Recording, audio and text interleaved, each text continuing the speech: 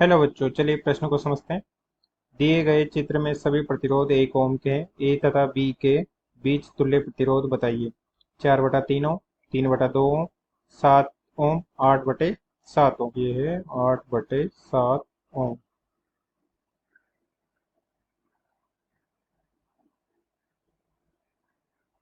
मुख्य अवधारणा में हम देख सकते हैं कि कोई दो प्रतिरोध समांतर क्रम में इस प्रकार से R1 तथा R2 जुड़े हैं, तो उनका तुल्य प्रतिरोध होता है 1/R बराबर 1/R1 प्लस 1/R2, जो कि R हो जाता है R1 गुणा R2/R1 प्लस R2।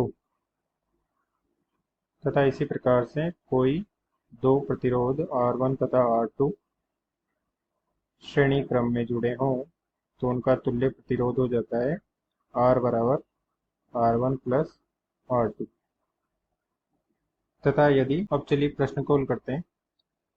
प्रश्न में दिया गया परिपथ हमें इस प्रकार से R बराबर 1 ओम के प्रतिरोधों का संयोजन किया गया है। इसमें हम स्पष्ट रूप से समांतर तथा श्रेणी क्रम को नहीं लगा सकते हैं, इसलिए हम इसके लिए इसमें बिंदु ए सिरे से I1 तथा I2 धारा प्रवाहित करते हैं। तो हम देखते हैं कि इसमें I1 धारा प्रवाहित हो जाती है तथा इसमें I2 धारा प्रवाहित हो जाती है।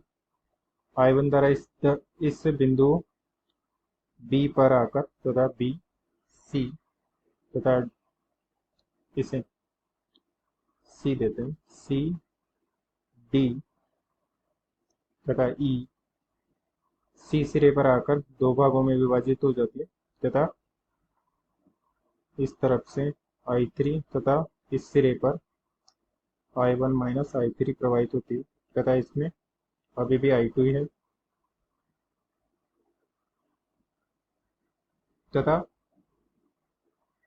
हम देख सकते हैं कि इस सिरे से जब इस सिरे पर पहुंचेगी तो I2 धारा तथा I1 माइनस I3 धारा पुनः इस सिरे में I1 माइनस I3 धारा प्रवाहित होती है तथा इस सिरे में I2 धारा प्रवाहित होती है, क्योंकि I1 माइनस I2 धारा पुनः आके मिलकर उन्हें I2 I1 धारा का निर्माण करना होगा। इस वजह से इसमें I1 माइनस I2 धारा प्रवाहित होती है तथा इस सिरे में I2 धारा प्रवाहित होती है, जो कि इस प्रकार I2 होती है तथा पूरे परिपथ में से हमें पुनः वापस I1 प्लस I2 धारा प्राप्त होनी चाहिए। तो इस प्रकार से हम देख सकते हैं कि इन दोनों भुजाओं में, इस भुजा में तथा इस भुजा में समान धारा प्रवाहित हो रही है। तो इससे हम देख सकते हैं कि यह बिंदु इस पर जुड़ा रहे या नहीं जुड़ा रहे, इससे कोई फर्क नहीं पड़ता है। अर्थात यह परिपथ इस प्रकार से भी निर्मित किया जा सकता है, जिसमें इस प्रकार से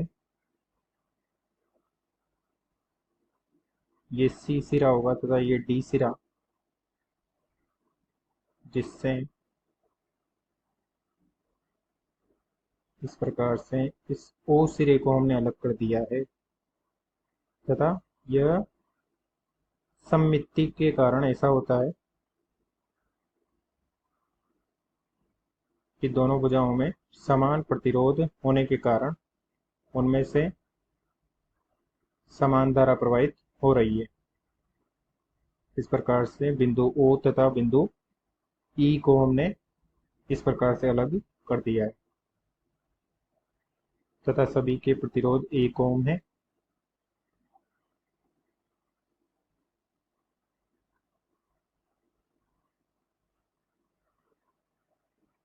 तो यहाँ से हम देख सकते हैं कि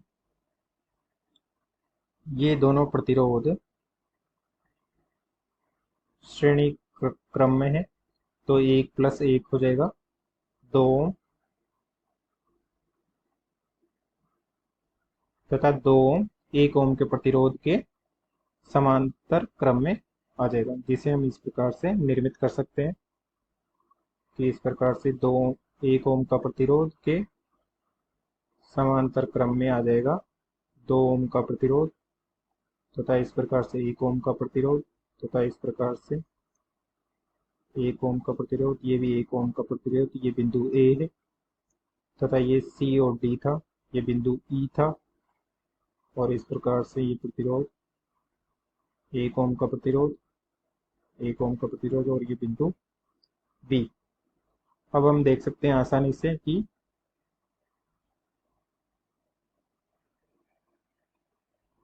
बिन 1 ओम का प्रतिरोध तथा 2 ओम के प्रतिरोध दोनों समांतर क्रम में है, तो इसका तुल्य प्रतिरोध हो जाएगा 1 × 2/2 + 1, जो कि हो जाएगा 2/3, तथा इससे प्राप्त प्रतिरोध को हम इस प्रकार से निर्मित कर सकते हैं।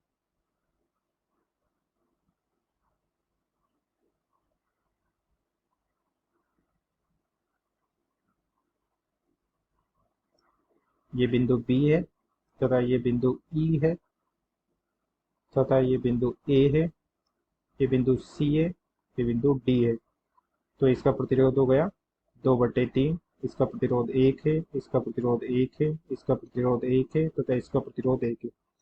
तो इसमें से हम देख सकते हैं कि ये तीनों प्रतिरोध श्रेणी क्रम में, तथा ये दोनों प्रतिरोध भी श्रेणी क्रम में। इन दोनों का प्रतिरोध हो जाएगा 2 ओम,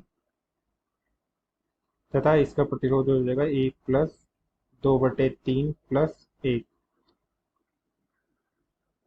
जो कि हो जाएगा 8/3 ओम। तथा इससे हम एक अन्य तुल्य प्रति संयोजन का निर्माण कर सकते हैं, जिसमें इस प्रकार से 2 प्रतिरोध होंगे। एक प्रतिरोध हो जाएगा 8/3 ओम का, तथा एक प्रतिरोध हो जाएगा 2 ओम का, तथा ये बिंदु ए तथा बी है, और इन दोनों के बीच में ये दोनों समांतर क्रम में जुड़े हैं, तो उनका तुल्य प्रतिरोध हो जाएगा R बराबर, ये कुल तुल्य प्रतिरोध आ गया 8/3 × 2/8/3 + 2, जो कि हो जाएगा